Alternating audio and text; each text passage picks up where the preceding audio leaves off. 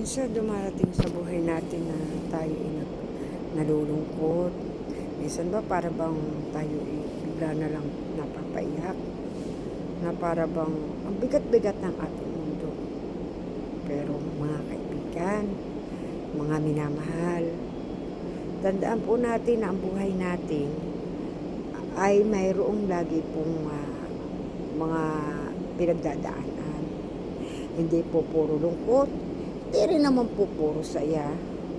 Ang mahalaga po, kung tayo man ay nagkakaroon ng mga pagkakamali, alam natin kung paano natin itutuwid. At huwag po tayong basta sumuko. Yan po ay isa sa nararamdaman ko minsan.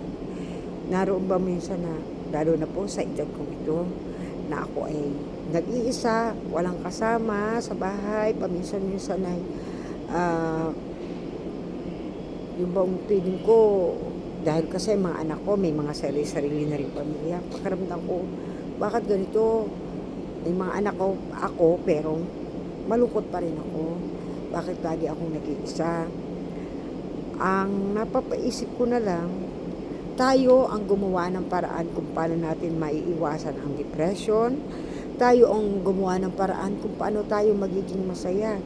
Kasi tayo lamang ang sasagot sa lahat ng mga katanungan natin sa buhay. Tandaan po natin na hindi natin kaya na tayo lang.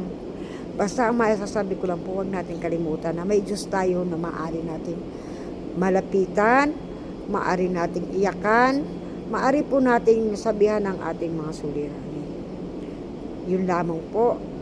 At God bless everyone.